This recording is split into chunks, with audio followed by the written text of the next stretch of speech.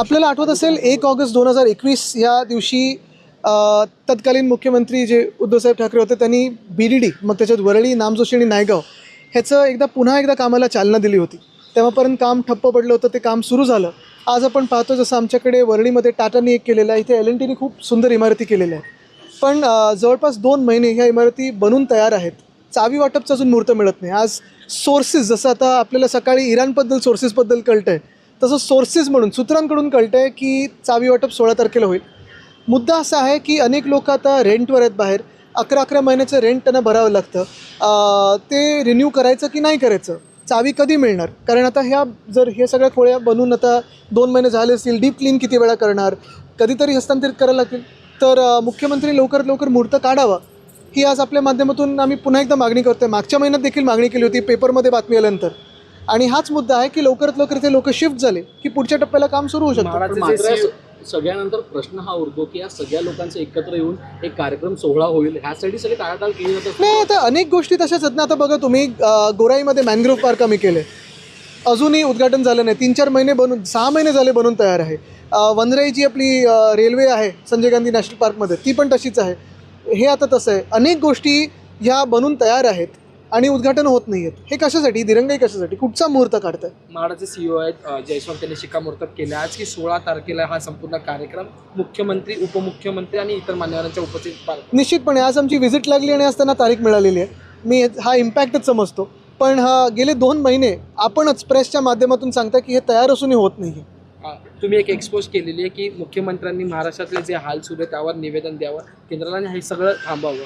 आज आपण पाहिलं असेल अनेक रेस्टॉरंट्सकडून हे आपल्याला कळत आहे की रेस्टॉरंट्स बंद पडत आहेत गॅसमुळे, किंवा कुठे पाईप्ड गॅस जो आहे महानगरचा तो कमी पडायला लागलेला आहे. अनेक ठिकाणून अशाच्या बातम्या येत आहेत. भीती लोकांच्या मनात बसलेली आहे आणि माझं स्पष्ट मत आहे की मुख्यमंत्र्यांनी निवेदन करावं, किंबहुना प्रेस कॉन्फरन्स घ्यावी आणि आपले प्रश्न जे असतील ते पण त्याचं उत्तर द्यावं.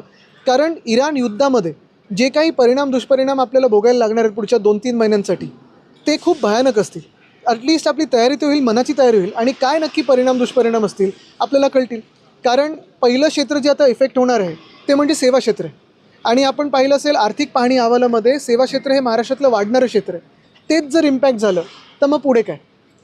कृषी क्षेत्र स्लोडाऊन दाखवत आहे. मॅन्युफॅक्चरिंगमध्ये देखील तेवढी ग्रोथ नाही आहे, ती पण जर स्लोडाऊन झाली त्याच्यावर कुठे ना कुठेतरी मुख्यमंत्र्यांनी चर्चा करणं गरजेची आहे. सर्वोच्च न्यायालयात आज पुन्हा एकदा शिवसेना पक्ष आणि चिन्हाची सुनावणी पार पडलेली आहे आणि आता तुमच्या दोन्ही पक्षाकडून सांगण्यात आलेली की आम्ही शेवटचा युक्तिवाद करण्यास तयार आहोत. तुम्ही सुनावणी आता एक चांगलं झालं, आज कोर्टाने आमचं बाजू ऐकून घेतलेली आहे आणि हे सांगितलेलं की 2 आठवड्यानंतर आम्हाला तारीख देतील. आज पण वेळ दिली होती त्यांनी तेवढीच. समोरच्या पार्टीला आर्ग्युमेंट करायचं नव्हतं, तरी देखील आम्ही सांगितले की रिटन सबमिशन जे दिलं आहे ते जे न्यायमूर्ती त्यांनी वाचून घ्यावं.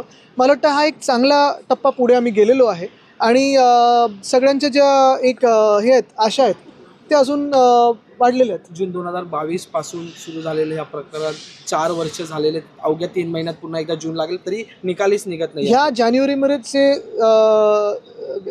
जे ऑनरेबल आपले चीफ जस्टिस आहेत त्यांनी सांगितलं होतं, सन्मान्य चीफ जस्टिस साहेबांनी सांगितलं होतं की justice delayed is justice destroyed.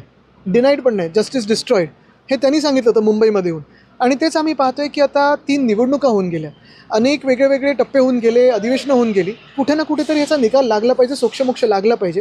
पण जसं मी सांगितलं की आजची जी सुनावणी झालेली आहे त्याच्यात आमच्या आशा पुन्हा एकदा वाढलेल्या आहेत, कारण कोर्टाने आमची बाजू ऐकून घेतलेली आहे. रिटन सबमिशन्स मागितलेले आहेत जे आम्ही सबमिट केलेले आहेत. आता समोरच्या बाजूकडून आर्ग्युमेंट होणं गरजेचं आहे. ते झालं की विषय मार्गी लागेल असं वाटायला लागलेलं आहे.